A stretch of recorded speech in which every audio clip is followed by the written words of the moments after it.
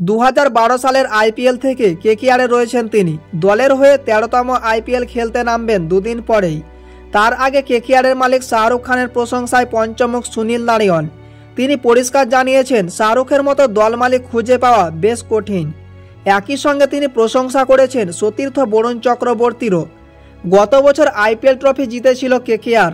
বেশিরভাগ ম্যাচে স্টেডিয়ামে হাজির থেকে দলকে তাতিয়েছিলেন শাহরুখ খান।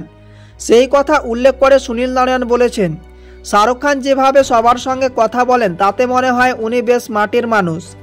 তিনি দলের সবাইকে ভালোবাসেন, ওর থেকে ভালো মালিক আর হয় না। নিজের মতো ক্রিকেট খেলার সব রকম স্বাধীনতা দেন তিনি।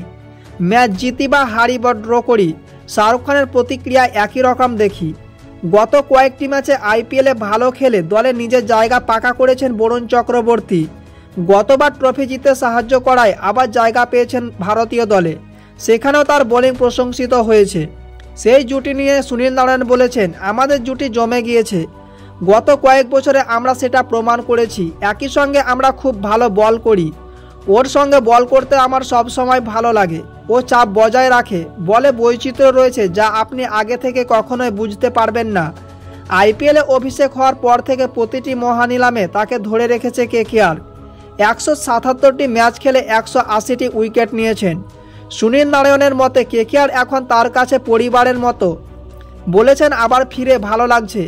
কলকাতায় আসতে সবসময় ভালোবাসি। ক্রিকেটের কঠিনতম পর্যায় হচ্ছে আইপিএল।